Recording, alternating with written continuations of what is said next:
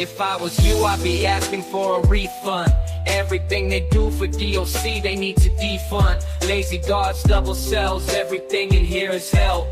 You ever been to the county jail praying that you get some mail? Then you hit receive and all the stories, can't believe them. I thank God that I'm alive, I thank God that I'm still breathing. After COVID, wearing masks, everyone's sad. How did a virus know a budget? It really makes me laugh. We had good times, bad times, but still it made us strong. It was hard to be accountable, I had to right my wrongs. But now I'm long and forgotten, they forgot about me. Welcome to another compelling episode of the Defund DOC podcast, your #1 premium community to hear true prison stories, conniving prison politics, and radical prison reform solutions that will end recidivist crime in America once and for all. Please welcome our hosts, Linda Thompson and Daniel J. Sims, as they delve into another hard-hitting and thought-provoking episode. Welcome back to the Defund DOC podcast. I'm Linda, and with me is my co-host, Daniel J. Sims. Hey everyone, how you guys doing out there? It's good to be back and joining you guys and enlightening you guys on the current state of affairs of mass incarceration. But before we do, how are you doing today, Linda? I'm doing good. How are you? I'm all right. Just enduring this prison life. I was wondering in regards to how our endeavors are going, how does that feel trying to structure everyday life and your full-time job and also trying to promote and get this social justice movement off the ground? It's not easy by any means. I definitely don't have enough time in the day to do everything that needs to be done, but currently I'm starting to work on a music video where I ask our listeners and other group members if they would like to have their incarcerated loved one's photo in the video, and the response we received was actually overwhelming. We had a ton of people submit photos of their loved ones to be added to the music video. Yeah, that was a phenomenal idea that you came up with. I really wanted to commend you on that and share that with the audience about how innovative that thought was to include incarcerated individuals. And didn't you say that there was a couple of them that had actually been, I would say murdered, but wrongfully killed while incarcerated due to medical negligence or other such care? There were a couple people that reached out saying that they lost their loved one due to mental health because they were not receiving their medications as they were supposed to. Wow. Yes, that's absurd. I mean, you got to think, some of these people have severe mental health. I know people that are literally walking around talking to themselves, and you take these people off their meds, they're liable to do some outlandish stuff, like jump off a third tier or something. So, that actually just happened in 2023. There were 3 individuals in Washington, 2 of which jumped off a third story. Exactly, and I didn't even know about those people. I literally, just speaking from my experience of being around mental health, this place is just full of mental health. They essentially took all the people that were in mental health hospitals and funneled them into prison. And so this has become the de facto mental health system that they tried to get rid of back in the 70s. They just diverted them to prisons. That's something that needs to be addressed. It's just insane. I mean, there's a guy named Frederick E. Vars and Shelley B. Kalemikadis. I apologize if I pronounced the name wrong, but they wrote an article called From Hospital to Prison, A New Explanation. And this was a Cornell Law Review article written back in 2017. So this is a very studied thing, and I'm glad that you're pointing those out, Linda. In regards to the struggle, how's it going in regards to the pulling together images for the music video? I am going to have to go through and edit the images to put the individuals' names on them. So once I get the names added to the photos, I'll be able to put it all together in a video. Awesome.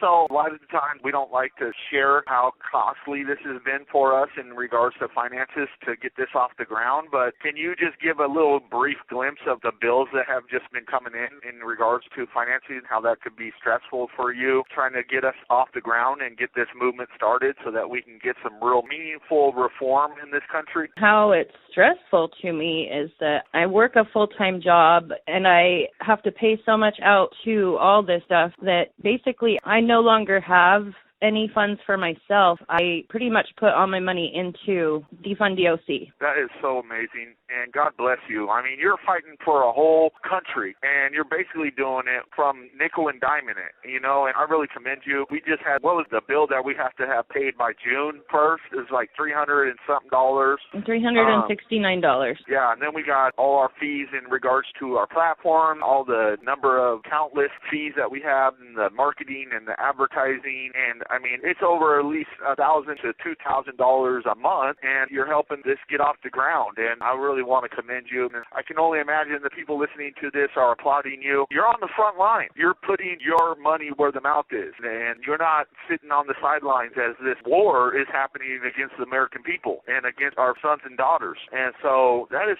commendable. I really do applaud you, Linda, and I am sure that people listening are applauding you as well. So let's get right into this, Linda. Let's talk about this new topic. I really want to get into it, and I'm really excited about it. All right.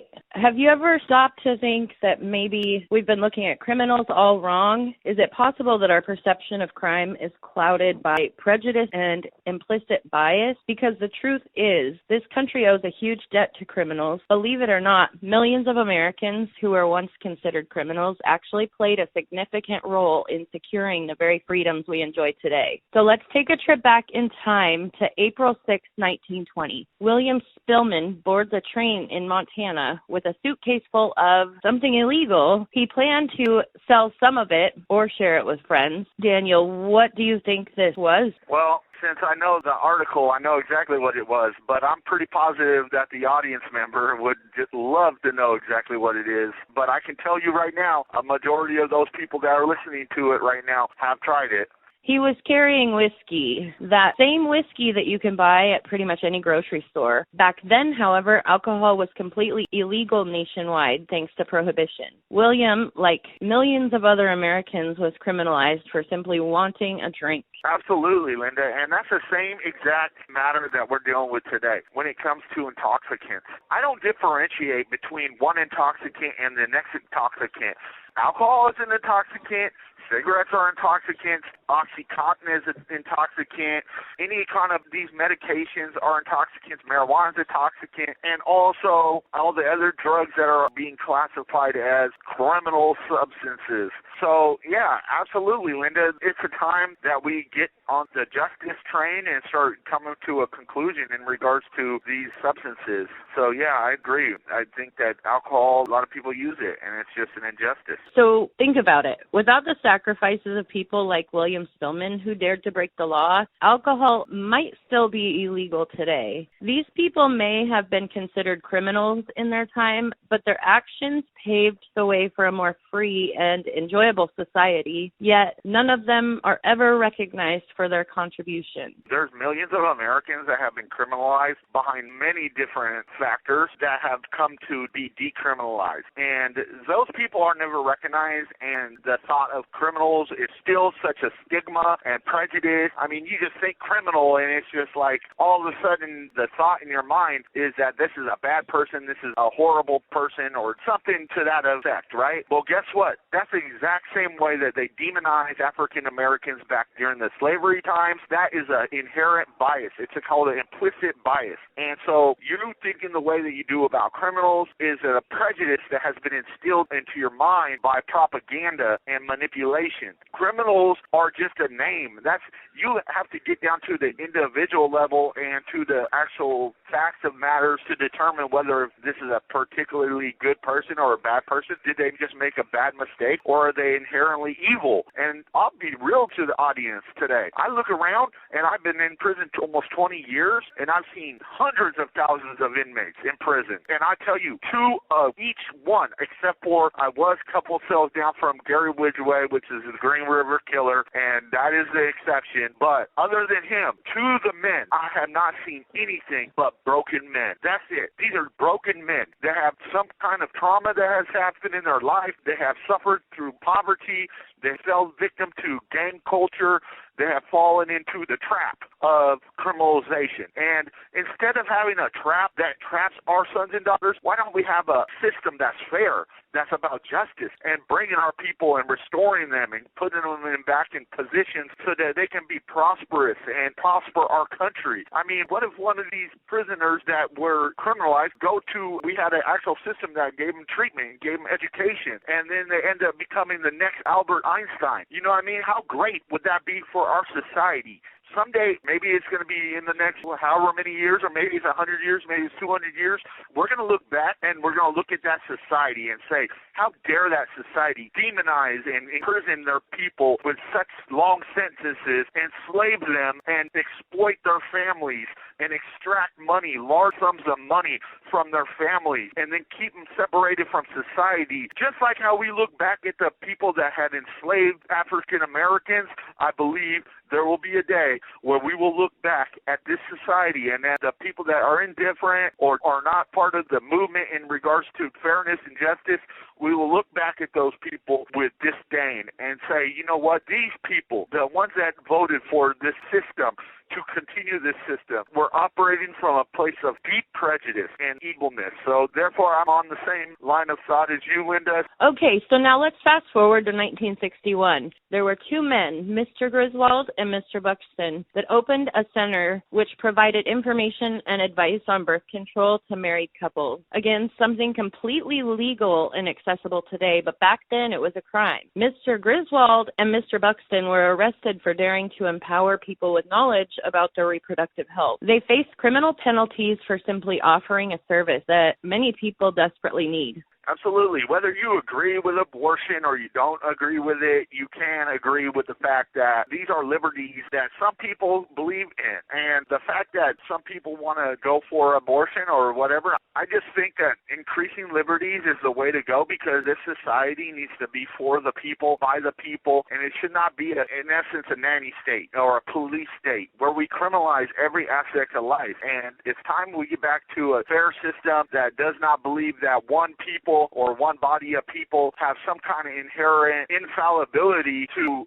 judge a whole population of people based on their inherent biases or prejudices or stigma. So, yeah, let's get back to a place where we are all a free people. Whether you agree with abortion or not, that's not the point. The point is the freedom and the liberty that come from people that push the line, you know what I mean, and push the government to recognize the inherent inalienable right of all people, including the American people, of the natural rights of liberty, life, and the pursuit of happiness. It is my firm belief that if you have not breached somebody's pursuit of happiness, if you have not encroached upon them through like an assault or theft or something to that effect, the government should not be in the business of imprisoning those people, you know, and these victimless crimes and drug crimes and whatnot. If nobody has been harmed, the government should not have a mandate to imprison the people for those crimes, because the fact is, I'll tell you 100% that you incarcerate somebody for a nonviolent, victimless crime of selling drugs. You send him into prison for a 5-year prison sentence. In that 5 years, he will be surrounded by violence, rape, guard brutality, countless corrupt prison regulations that have come from prison administrators.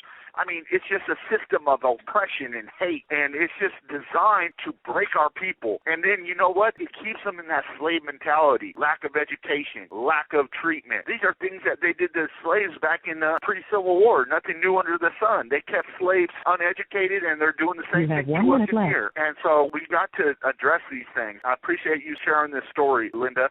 History is full of examples like these, so maybe it's time we reevaluate how we view criminals. Maybe it's time to stop demonizing them and start recognizing the ways they've contributed to our society. We will be right back after a short break to delve deeper into this topic. We'll explore more examples of how criminals have actually driven social progress, and we'll discuss what this means for our current criminal justice system. Stay tuned.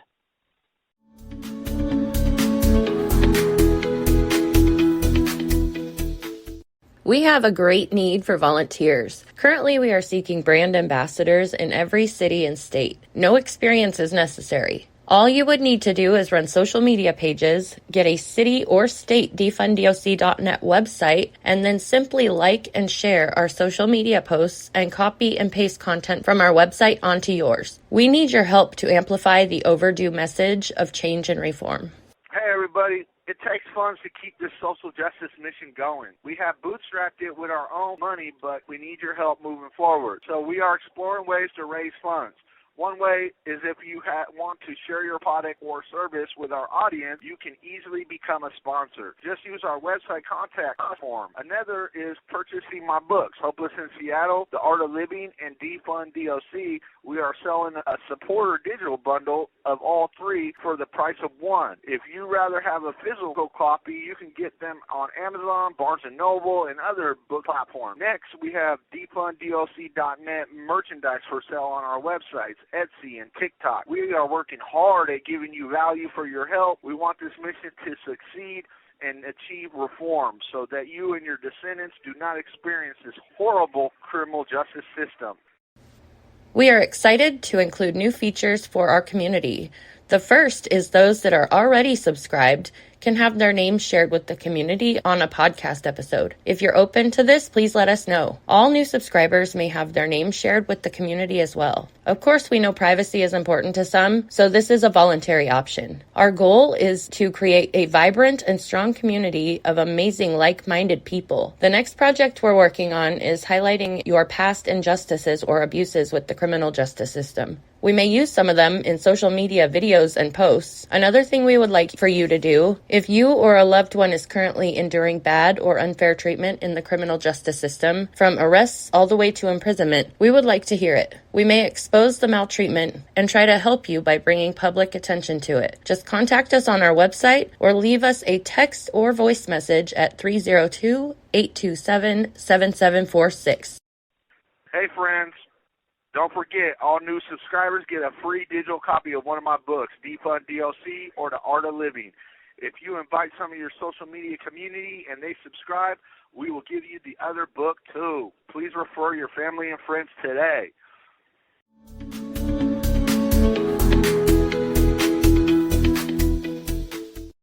Welcome back to Defund DOC. We've been exploring the idea that so-called criminals have often played a crucial role in pushing society forward. They've challenged unjust laws, fought for basic freedoms, and ultimately made America a better place. We got to continue to push the line on unjust laws, and the most unjust laws currently are these mandatory minimum sentences, the long sentences, keeping people in prison, and mass prisoner enslavement. So yeah, definitely. All right, so we're going to fast forward to 2010 now. Christopher Barrett, a businessman from New York, shipped marijuana through the mail. Marijuana is legal and decriminalized in many states, including New York. However, because it was sent from Arizona and federal law hasn't caught up, he faced prison time. He wasn't accused of violence or harming anyone, yet he was sentenced to a staggering 40 years. Meanwhile, the so-called criminals who pushed the boundaries on marijuana legalization are forgotten. This is a story of our lifetime. So we're not living at a time when there's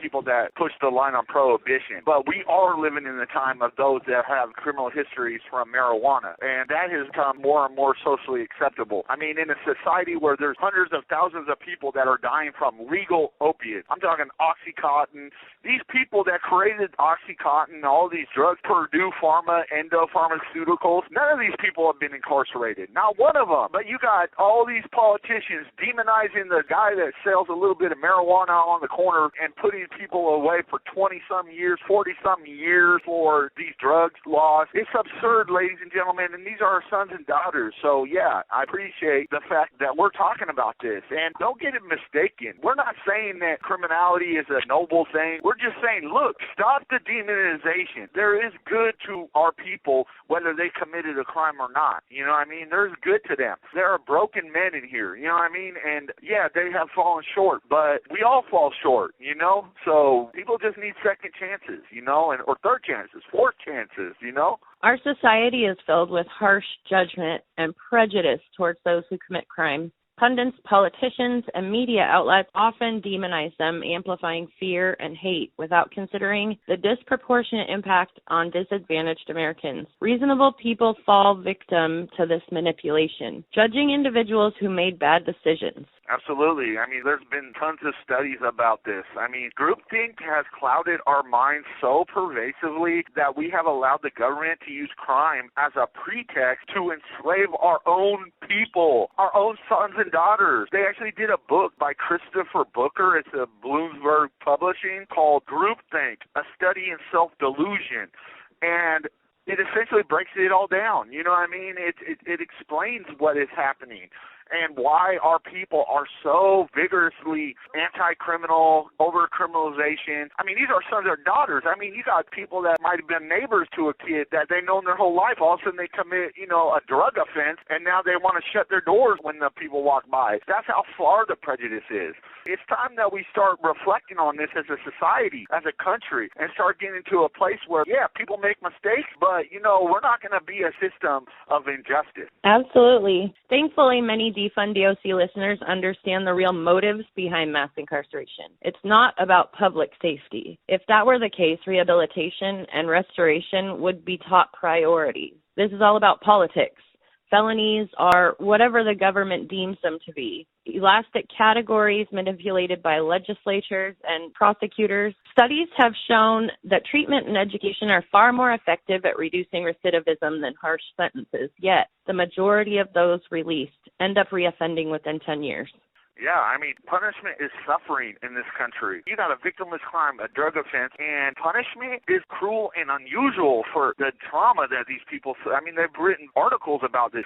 One is called Punishment as Suffering, written by David Gray in 2010. Then there's another book by Joy and Angela DeGrue called Post-Traumatic Slave Disorder. And so these are the things that are being spoken about this system. I mean, the pathological politics of criminal law, which is written by William J. Stunts, details the egregious way they show this system is basically about enslaving our people. And it's not about victims, because if it was about victims, then let's end prison slavery and allow them to be compensated and then release our people with enough money to reenter society. So we know it's not about public safety. So you're right, Linda. Exercising your Christian faith was once a crime. Reading the Bible was a crime. Adultery, homosexuality, escaping slavery, integration in public spaces, all of those were crimes. The list goes on. The amount of suffering endured to change unfair laws is profound. Virtually every American enjoys liberties that were once criminalized. Without these criminal acts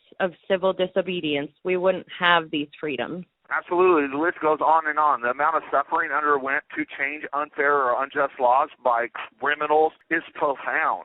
Virtually every single American alive today has enjoyed a liberty which was a crime at one time. The next time you find yourself judging someone for a bad decision, just take a step back. Remember the unconscious bias programmed into you by those who seek to divide and dehumanize. Absolutely, Linda. I mean, this is the thing. When it comes to the crimes today, there are over 300,000 federal regulations. There are over 4,000 criminal laws. I mean, virtually anybody could be a criminal. Anything can be deemed a crime today. So just keep that in mind. If you think about it, when it comes to criminals, I believe that they're the militant arm of the working class. They are the ones on the front line pushing for the liberties that the working class and the poor class, they are the ones that are pushing back against government encroachment through their civil disobedience. And so it's time that the American people get behind a more rehabilitative model. Nobody is excusing crime. That's not what we're doing. What we're talking about is a more just system, one that is about rehabilitation, about education, about just keeping people in prison until they have been fully educated and have enough funds to re-enter society. That's it. And I'm talking about including the victim in the restoration process. Let's talk about real justice. Let's bring the victims into the solution. Ain't that right, Linda? Absolutely. Defund DOC is completely bipartisan. Both political parties share the blame for the rise of mass incarceration. Republicans have a history of law and order policies that fueled hate and harshness. Democrats have contributed to the growth of big government prison systems. Absolutely. There's no blameless parties here. This is not a Let's Point Fingers podcast. This is a podcast about the future of our sons and daughters and our descendants. I am in prison. I have been here for 20 years. I didn't kill nobody. I didn't murder nobody. I am fully rehabilitated, and yet the state is murdering me with a long prison sentence. The injustices are rampant. I'm just one of millions. And it's time that we break these stereotypes. I'm breaking stereotypes every time I come on here to talk to you people, to my friends that are subscribing. I really beg you and I ask you humbly that, as we spend our own finances to finance this grassroots effort, I really ask you humbly to take it serious about spreading the word of this. These guys are really putting their skin in the game, They're pushing the envelope. Let's subscribe to their podcast. Let's listen to their podcast, because this is not no fictitious pipe dream I'm talking over here. I'm talking about real experiences, real stories, real injustices. And it's time that we start being a part of the solution. Our generation, this is our struggle.